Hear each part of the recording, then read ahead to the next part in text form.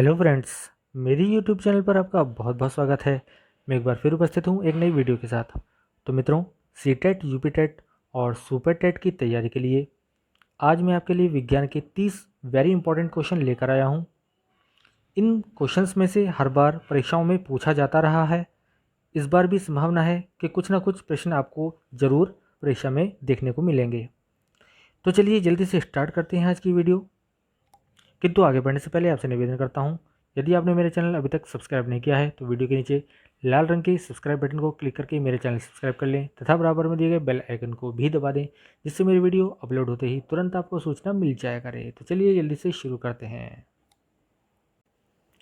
पहला क्वेश्चन है मित्रों, निम्न में से कौन सा हाइड्रोजन का आइसोटोप है? 4 विकल्प आपको दिए गए हैं यहाँ पर, प्रोटियम, ड्यूटेरियम और ट्रिटियम और चौथा है ऊपर के सभी। तो सभी विकल्प यहाँ पर सही हैं, ऑप्शन नंबर डी सही है। क्वेश्चन नंबर 2, फसल संयंत्र का कवक रोग निम्न में से कौन सा है? 4 विकल्प हैं आपके पास, ए आलू की पत्तियों का मुड़ना, बी कपास का विल्ट, सी चावल पे तुषार और डी आलू में भूरी सड़ांध। तो इसका सही जो आंसर है वो है option number B. Question number 3, परमाणु विखंडन प्रक्रिया के दौरान उत्पन्न ऊर्जा का प्रयोग किया जाता है? ऑप्शन ए है ईंधन बनाने में, बी बिजली बनाने में, सी ताप पैदा करने में और डी इनमें से कोई नहीं। तो सही विकल्प है option number B. Question number 4 है, इनमें से कौन सी गैस के प्रसरण का एक उदाहरण है? कौन जो है एक गैसों के प्रसरण का उदाहरण है? वह है खाने की सुगंध, अगरबत्ती की खुशबू, इत्र की महक और डी उपरोक्त सभी। तो इसका जो सही विकल्प है वह है ऑप्शन नंबर डी, उपरोक्त सभी। क्वेश्चन नंबर 5 है, निम्न में से किसमें अधिक ताप होता है? ए बर्फ, बी उबलते पानी में, सी भाप में और डी ऊपर के सभी। तो जो सही विकल्प है उसका वो है option number C. Question number 6 है, इनमें से कौन महामारी और स्थानिक यानी एपिडेमिक एंड एंडेमिक दोनों प्रकार की बीमारी होती है? ए टाइफाइड, बी हैजा, सी पोलियो और डी खसरा। तो आंसर है ऑप्शन नंबर बी, हैजा। क्वेश्चन नंबर 7, निम्न में से कौन सा ग्राफीन के बारे में सही नहीं है? 4 विकल्प हैं, कार्बन के एलोट्रॉप, 3 डायमेंशनल स्ट्रक्चर, परमाणु जाली के रूप में और हनी कॉम्ब स्ट्रक्चर। तो सही ऑप्शन है बी। अगला प्रश्न है क्वेश्चन नंबर 8, रेजिन क्या होता है? ऑप्शन नंबर ए है एक बहुलक, बी वायरस, सी मेलवेयर और डी सर्च इंजन। तो सही विकल्प है ऑप्शन नंबर सी। अगला प्रश्न है क्वेश्चन नंबर 9, ली फाई के लिए गलत कथन कौन सा है? 4 विकल्प हैं, यह एक प्रकाश आधारित संचार प्रणाली है, यह एक वायर कनेक्शन है, यह बिटरेक्टोनिकल संचार पर आधारित है और रेडियो आवृत्ति संकेतों का उपयोग करता है। ऑप्शन नंबर बी सही है। क्वेश्चन नंबर 10 है, सबसे बड़ा अणु कौन सा है जो मानव तन का एक हिस्सा है? ऑप्शन है यहाँ पर गुणसूत्र 1, गुणसूत्र 2, गुणसूत्र 3 और चौथा विकल्प है हमारे पास गुणसूत्र 4। तो सही विकल्प है यहाँ पर हमारे पास आंसर नंबर ए। ठीक है। क्वेश्चन नंबर 11 है, पहले प्रकाश की गति को किसने मापा था? मार्क ऑरोसोन, बी विकल्प है ओ लॉस रोमर, सी एडविन हबल और डी टाइको ब्राहे। तो सी सही ऑप्शन है बी।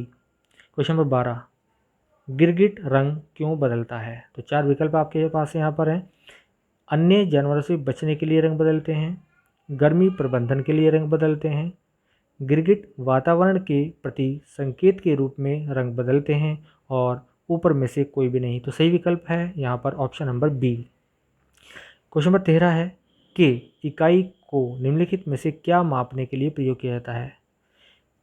पहला विकल्प है इलेक्ट्रिक, बी ध्वनि, सी तापमापन और डी उपरोक्त में से कोई नहीं। तो सही आंसर है इसका ऑप्शन नंबर सी, तापमान, के फॉर केल्विन। क्वेश्चन नंबर 14 है, विटामिन बी1 की कमी से कौन सी बीमारी हो जाती है? तो आप जानते हैं ये बहुत इंपॉर्टेंट क्वेश्चन है। 4 विकल्प यहाँ पर दिए गए हैं, रिकेट्स, रतौंधी, रक्ताल्पता और बेरी बेरी। तो सही विकल्प आपके पास हो जाएगा यहाँ पर option number D, beriberi. Question number 15 है, राइनो वायरस डैश की वजह से बनता है? तो 4 विकल्प हैं, आम जुखाम, सिर दर्द, कफ और डी है घुटनों में दर्द। जो सही विकल्प है इसका वो है option number A. Question number 16, निम्नलिखित में से किसे स्टार क्वीन नेबुला के रूप में भी जाना जाता है। 4 विकल्प आपके यहाँ पर पास है यहाँ पर ABCD, मेसियर 16, मेसियर 5, NGC 3372 और NGC 3293। तो इसका सही विकल्प है option number A, messier 16। 17 question है, कितना कुल ऑक्सीजन और रक्त शरीर में मस्तिष्क द्वारा इस्तेमाल किया जाता है। हर एक प्रश्न के यहाँ पर 4 विकल्प हैं। ऑप्शन नंबर ए 20%, बी 50%, सी 75% और डी 35%। तो सही विकल्प है यहाँ पर आपका option number A 20%। Question number 18, मानव शरीर में सबसे छोटी हड्डी कौन सी होती है। तो 4 विकल्प यहाँ पर पटेला, स्टेपीज और टिबिया और डी है ह्यूमरस। तो यहाँ पर जो सही विकल्प है आपका वो है option number B, steppes. Question number 19 है, मात्र 2 ऊतक कौन से हैं जो खून से ऑक्सीजन प्राप्त नहीं करते हैं। पहला है नाखून और कार्निया, दूसरा त्वचा और मस्तिष्क, तीसरा उंगलियां और नाक और डी है पैर और भुजा। तो सही विकल्प है option number A. Question number 20, आँख का कौन सा भाग आँख के रंग का निर्धारण करता है। बहुत इंपॉर्टेंट क्वेश्चन है, कई बार पूछा गया है। तो देख लेते हैं यहाँ पर 4 ऑप्शन है, पुतली, आइरिस, कार्निया और आईलिड। तो सही विकल्प है आपका बी, आइरिस। क्वेश्चन नंबर 21 है, कणों के नाम बताएं जो पदार्थ को बनाते हैं। ये बहुत इंपॉर्टेंट क्वेश्चन है, आप इसको जानते होंगे। गैर धातु, धातु, मेटलॉइड्स और जो चौथा विकल्प है वो है परमाणु। तो इसका जो सही उत्तर है वो है ऑप्शन नंबर डी, परमाणु।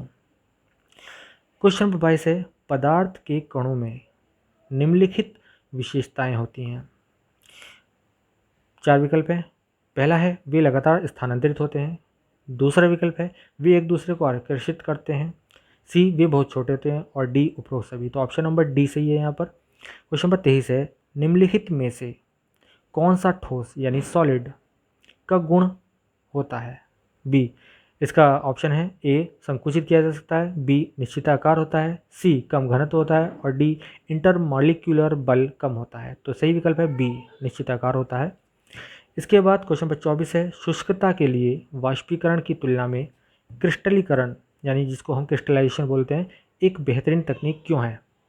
4 विकल्प है यहाँ पर भी, ठोस का अपघटन जगह लेता है, अशुद्धियाँ हट जाती हैं, ठोस चार्ज हो जाता है, उपरोक्त सभी। तो आंसर है इसका बी।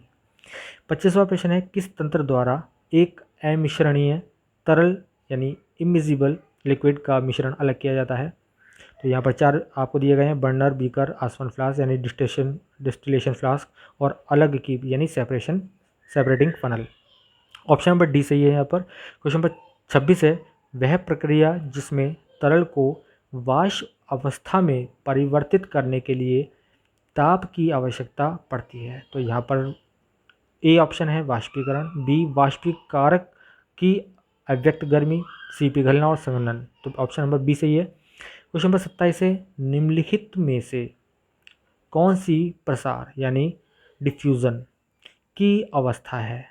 तो पहला है तरल पदार्थ में धीमापन, बी गैसों में सबसे तेज और सी कणों की गति के आधार पर और डी उपरोक्त सभी। तो यहाँ पर डी विकल्प सही है, option number D. Question number 28 है, किस तकनीक से समुद्र के पानी से नमक प्राप्त किया जाता है। ए निस्पंदन यानी फिल्ट्रेशन, आसवन यानी डिस्टिलेशन, ऑप्शन नंबर सी है वाष्पीकरण यानी इवेपोरेशन और क्वेश्चन इसका जो डी है वो है क्रोमेटोग्राफी। तो सही विकल्प है इसका हमारे पास ऑप्शन नंबर सी। 29 क्वेश्चन है, तकनीक का नाम बताएं जो 2 या 2 से अधिक घुलनशील ठोस को अलग करने में इस्तेमाल होती है, जो बहुत ही कम मात्रा में घोल में मौजूद होती है। तो 4 विकल्प हैं, आसवन, केंद्र अपसरण, क्रिस्टलाइजेशन और डी है हमारे पास क्रोमेटोग्राफी। तो यहाँ पर सही विकल्प है हमारे पास ऑप्शन नंबर डी। 30वां प्रश्न और आज की वीडियो का लास्ट प्रश्न है, तरल पदार्थ डिफ्यूज़न इन लिक्विड्स में प्रसार का एक उदाहरण है। यहाँ पर 4 विकल्प हैं, इत्र की गंध, भोजन की गंध, पानी में स्याही का फैलना और डी अगरबत्ती की खुशबू। तो सही विकल्प है ऑप्शन नंबर सी।